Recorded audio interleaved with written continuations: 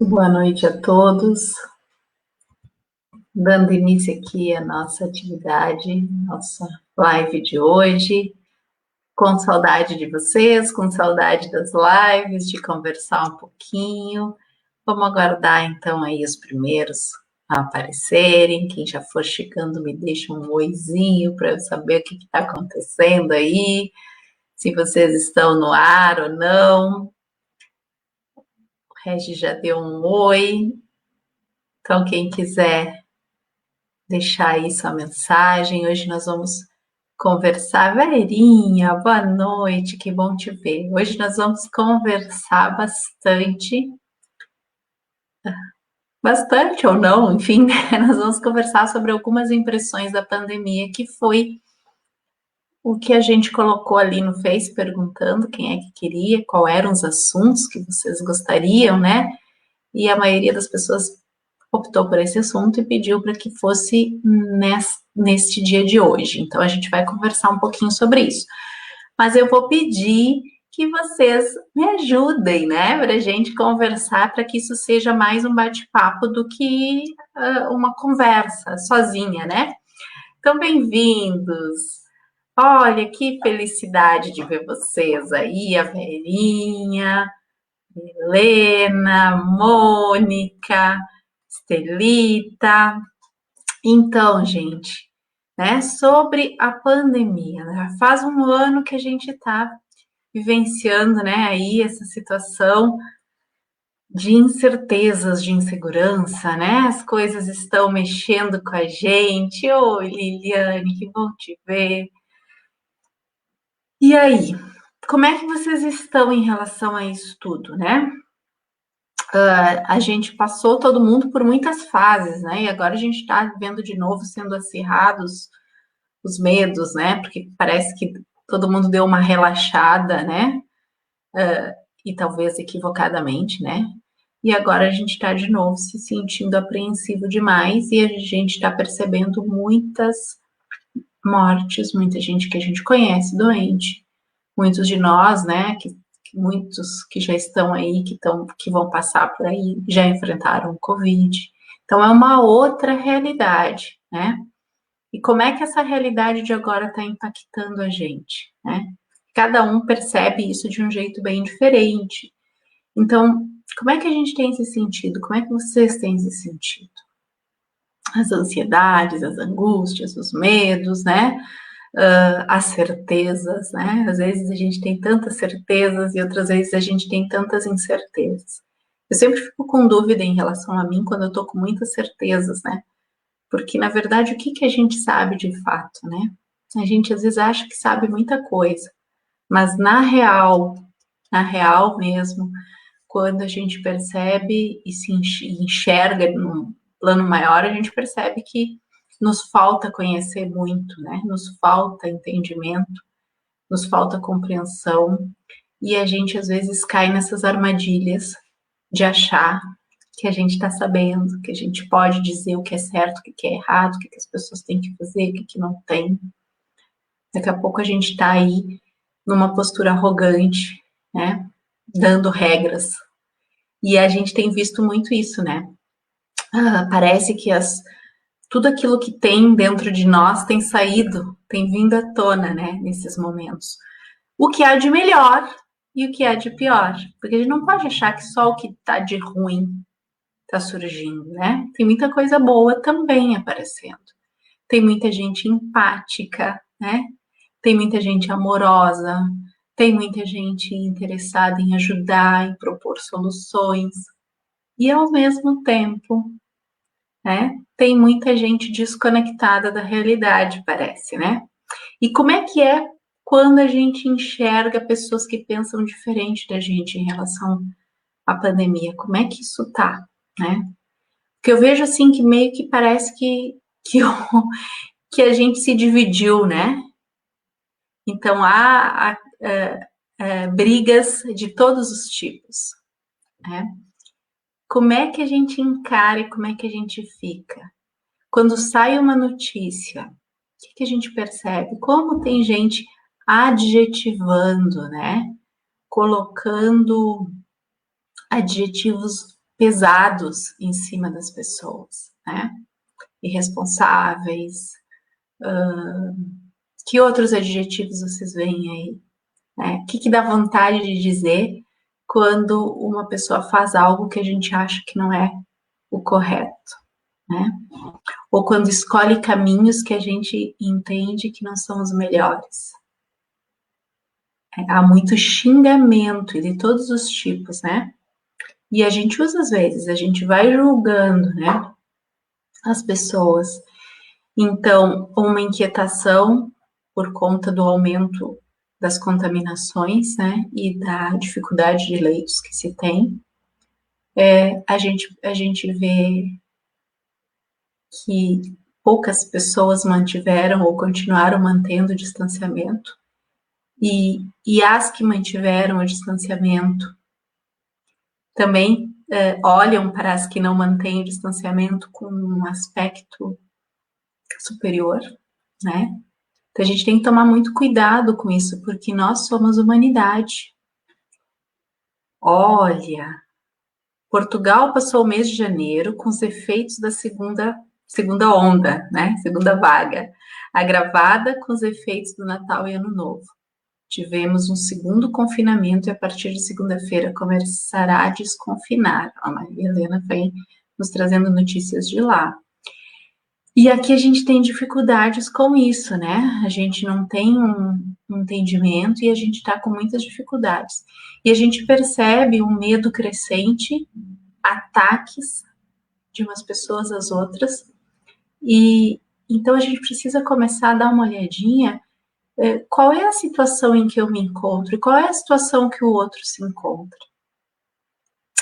Porque esses ataques que a gente faz, eles contribuem, né?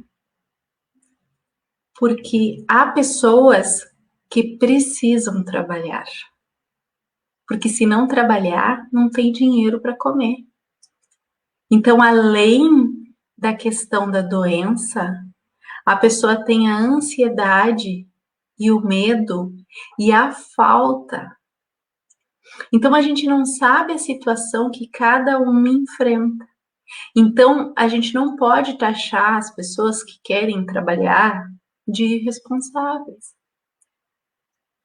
A gente não pode atacar, porque a gente não sabe a situação de cada um. E quando a gente vê a gurizada fazendo festa, porque uma situação é a necessidade de trabalho e outra situação são as outras, né? As aglomerações, como a gente diz, né? Aí a gente vê a gurizada fazendo festa enlouquecidamente, mas não é só a gurizada. A gente olha como se fosse, é a juventude irresponsável, né? Que a gente diz. Mas e quantos outros de nós, que já não somos mais tão jovens assim, né? Insistimos em comportamentos que vão prejudicar, inclusive, aqueles que precisam de trabalhar, né? E aí a gente pensa, né? Esses são pensamentos aleatórios aqui que eu tô jogando junto, né, para vocês. O que faz uma pessoa buscar deliberadamente situações em que ela vai se colocar em risco? Seja jovem, seja adulto. Por que ela busca se colocar em risco? Tem algo aí por trás. Muitas vezes, lá dentro, ela está buscando a morte, ela está buscando a doença. São comportamentos inconscientes que a gente tem. Porque a gente olha para a pessoa e a nossa juventude, gente, a nossa juventude, assim como nós, carrega muitas faltas. E aí ela vai se entorpecer, ela vai se anestesiar. E a gente não sabe que dores as pessoas estão carregando que optam por essa anestesia. Eu não quero ver, isto não vai acontecer comigo. É um pensamento consciente. Mas e lá no inconsciente, qual é o pensamento que está por baixo?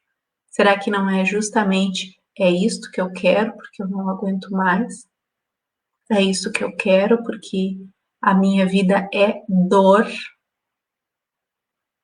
O que está por trás da nossa dificuldade de convívio dentro dos lares? E agora, quando a gente foi obrigado a parar, né? E a estar mais em casa, a gente percebe como nós temos dificuldade de conviver. E a rua, as festas, tudo isso nos distrai da nossa realidade íntima, né? E aí, o que eu faço com isto? Isso pode me transformar em algo melhor. E a gente percebe, ou pode fazer com que eu continue num caminho de tristeza, desalento, desencanto, depressão, que pode ser mascarada por uma falsa euforia.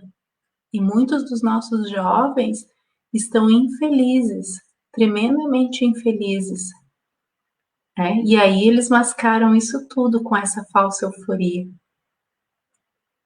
Nós fazemos assim, nós ensinamos assim, nós vivemos assim, porque nós não assumimos os nossos lugares e eles só veem o que a gente faz e segue, né?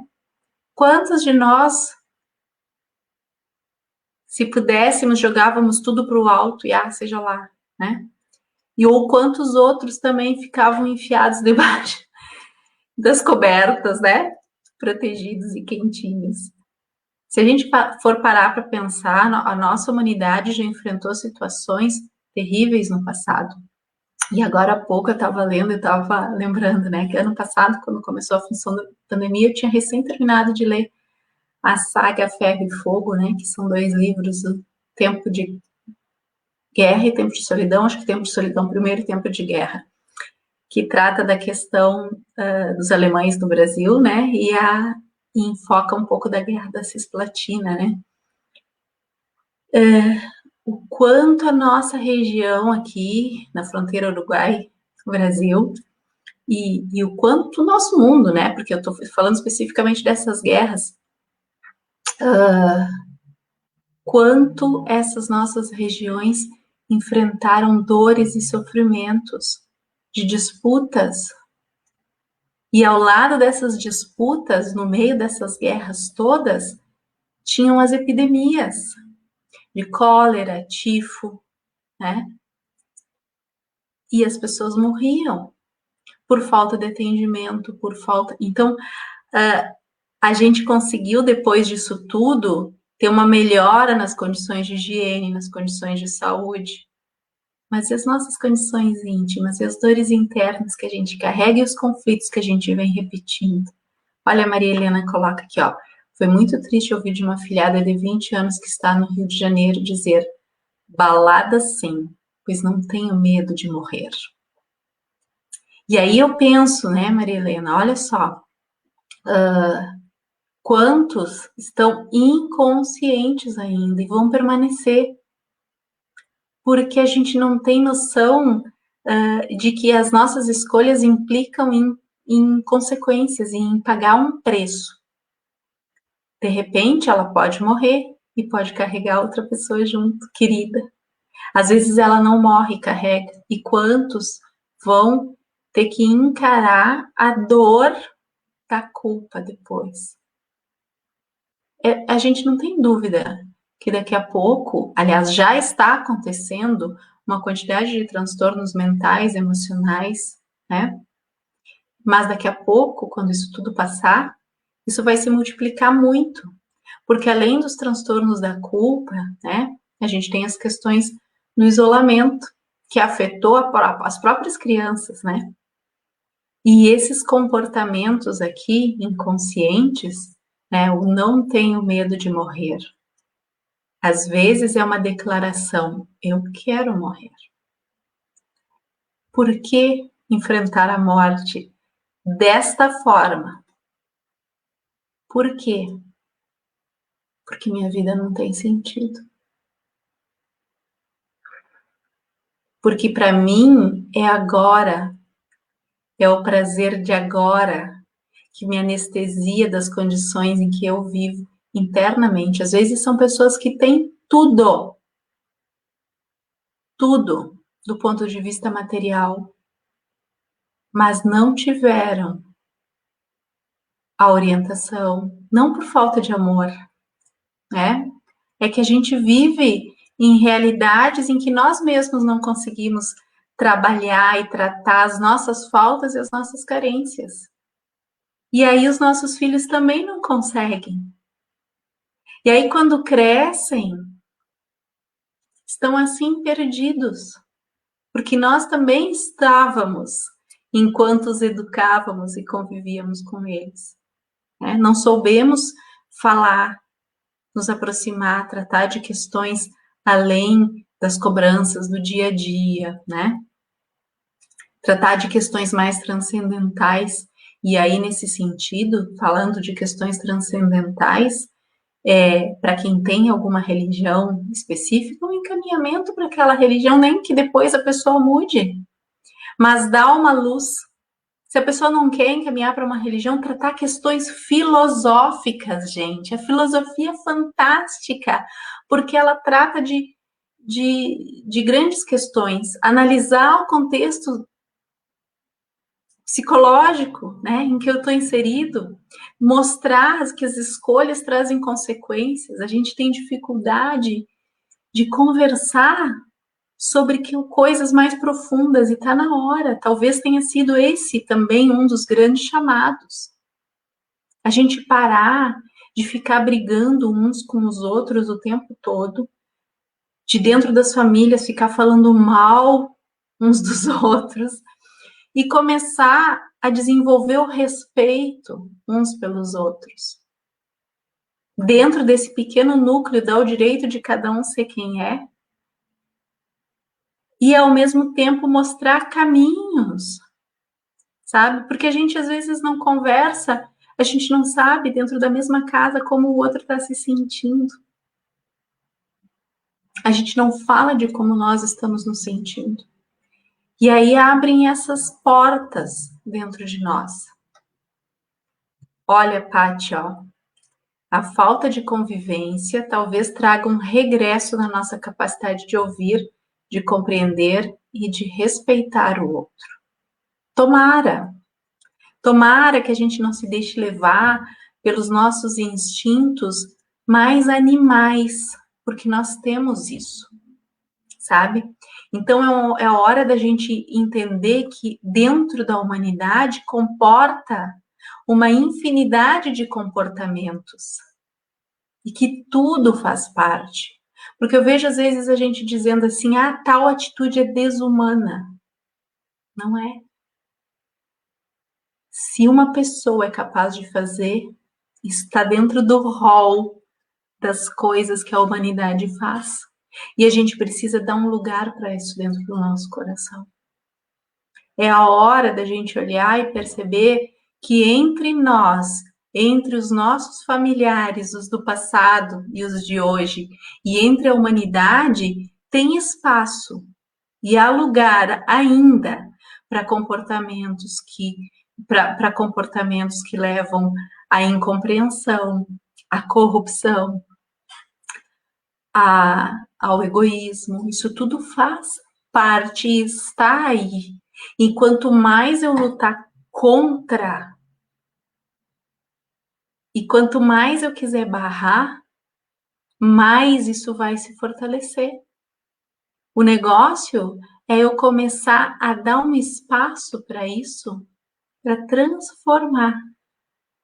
Sim, no passado houve quem roubou, houve quem matou, houve quem estuprou. Hoje há quem tire vantagem financeiramente dessa situação toda em que a nossa população se encontra. E isso faz parte. E enquanto antes a gente olhar para essa realidade e entender que ela acontece, a gente vai conseguir transformar ela. A gente fica querendo negar que está aí. Sim, há pessoas que estão dispostas a morrer, que não se importam e que para elas e que para elas serem chamadas de irresponsáveis, serem xingadas, isso não faz a menor diferença. Então é a minha energia sendo gasta numa coisa que não vai mudar. É compreender que aquilo é o que a pessoa consegue agora e o que eu posso fazer. Eu me cuido. Eu envio pensamentos de equilíbrio, de luz, porque enquanto eu estou olhando para isso e xingando e parará, eu estou me desequilibrando. E ao me desequilibrar, eu estou fragilizando o meu sistema imunológico também. Porque a gente sabe que os pensamentos desestruturados desestruturam o funcionamento das nossas células, né? Do corpo físico. A tristeza, a depressão, tudo isso vai gerando cargas, né, no nosso corpo, hormonais, que mudam a nossa estrutura fisiológica. Então tá na hora da gente começar a compreender, bom, é assim, o que eu posso fazer? E mudar o padrão vibratório, mudar o teor dos meus pensamentos, mudar o foco. Ainda é assim, né? Então evitar adjetivar, evitar essas explosões nas redes sociais, né? Que a gente tem visto tanto, e focar mais no nosso bem-estar, olhar para os trabalhadores da saúde, né? Eu estava falando que no ano passado eu estava lendo aqueles livros, né? E esse ano, casualmente, está terminando esse aqui, né? Ó, A Guerra do Paraguai, né? Quantos conflitos e quantas dores a gente traz, mas desse livro aqui me chamou a atenção a figura de uma pessoa muito querida dos profissionais de saúde, que é a Ana Neri, né? A Ana Neri foi uma mulher baiana que saiu lá da Bahia, porque na Guerra do Paraguai foram convocados, alistados voluntariamente, né, no grupo dos voluntários da pátria para lutar pela Tríplice Aliança, né, na qual o Brasil fazia parte contra o Paraguai. Então foram voluntários os filhos dela, os 3 filhos, os sobrinhos, os irmãos. Então a Ana Neri, diante disso tudo, ela saiu lá da Bahia e pediu para ser voluntária na guerra. E pediu para trabalhar como enfermeira. E ela veio aqui para o Rio Grande do Sul, e aqui no Rio Grande do Sul, junto com as Irmãs de Caridade, ela teve treinamento de enfermagem. E foi, gente. Uma mulher foi para lá, e lá ela trabalhou em Assunção, ela trabalhou na Argentina, agora não lembro qual foi, Correntes, acho que foi, e em vários hospitais de campanha, né? Fez uma enfermaria na casa dela, com recursos próprios, viu o filho morrer, viu o sobrinho morrer, enfrentou as epidemias de cólera, tifo na época, né? E tudo isso com recursos precários, fora situações de guerra, né? As pessoas feridas gravemente. Então, essa mulher enfrentou todas essas situações ali e, e quando terminou a guerra, ela ficou 5 anos trabalhando nessas condições e, e atendendo não só os aliados, ela atendeu então os brasileiros feridos, os uruguaios feridos, os argentinos feridos e os paraguaios feridos. E é isso que a gente precisa reconhecer, a valentia desses profissionais da saúde.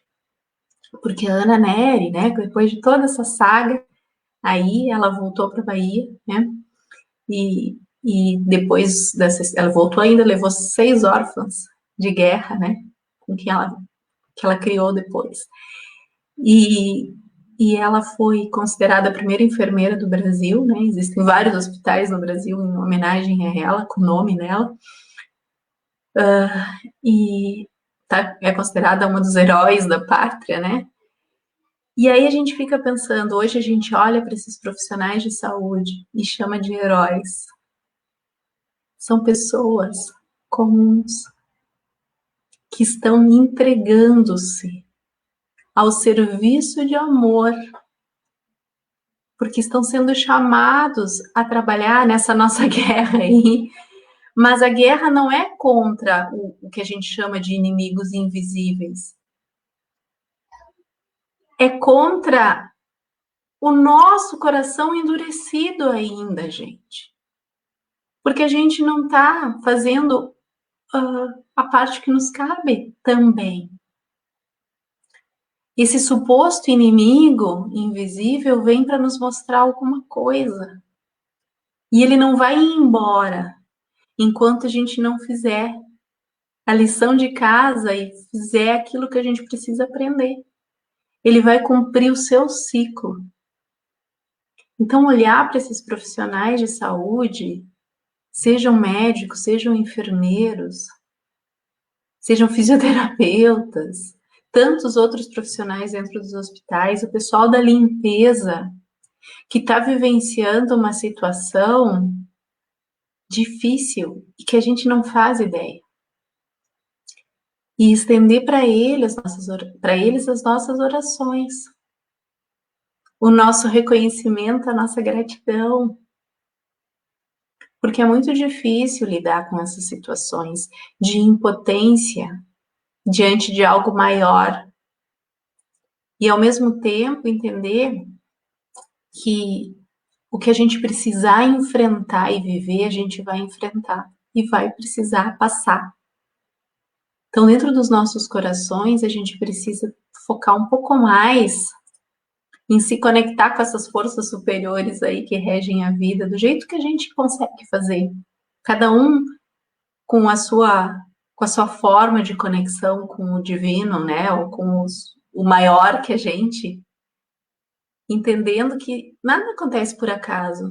Ninguém vai morrer antes da hora, e às vezes a gente se revolta com todas essas mortes acontecendo e a gente imagina que elas seriam evitáveis. A realidade é o que nós temos, não foram evitáveis. É o que é. Se elas pudessem ser evitadas, talvez tivessem sido. É claro que nós não contribuímos, então nós temos parte nisso. E quando eu falo nós, é nós no sentido amplo. Não contribui o político que desviou dinheiro, né? Que podia ter sido utilizado há muitos anos de desvios, que podia ter sido utilizado na área de pesquisa, na área de prevenção, no equipamento dos hospitais, na manutenção de uma saúde pública de maior qualidade. E o político em todos os níveis, desde o político no nível municipal até os políticos nos níveis federais. Não, também contribuíram para isso todos nós, que insistimos com comportamentos ainda egoístas, né? Então não é só o outro. Todos nós que também temos a nossa parcela de responsabilidade. Mas se é assim, que tudo isso não seja em vão. E que amanhã ou depois a gente saiba que essas coisas fizeram com que a gente tivesse avanços. Nós teremos avanços. Nós teremos muitos avanços no futuro. Com certeza. E estamos passando por um momento de provação, de dificuldades coletivas, de dores, de lutos. Assim como muitas outras vezes na história da humanidade, os nossos ancestrais também passaram. E a tudo isso, hoje, a gente diz sim, que o coração confiante, que a gente não está sozinho, que os nossos amados não estão sozinhos, que todos nós estamos sendo amparados e vamos viver aquilo que a gente precisa viver. tomara muito que a gente saia dessa muito melhor. A Marcinha, ó, adoro a frase desse quadrinho que fica no fundo, acho perfeito. Tudo passa. Essa pandemia vai passar. É real, Marcinha. Perfeita essa tua contribuição. Tudo passa. Tudo passa. As dores que nos fazem chorar, elas passam. Os dias de dificuldade passam e o aprendizado fica. Que os nossos queridos que se foram, eles possam ser honrados por nós com a nossa vida. Que nada disso seja em vão e que a gente possa dedicar o nosso tempo na construção daquilo que a gente deseja para o mundo. Que a gente possa dedicar o nosso espaço, os nossos pensamentos, a nossa voz, o nosso coração naquilo que faça sentido, naquilo que faça que seja contribuição, que a gente possa estar realmente a serviço da vida, por nós, em homenagem a todos os que se foram.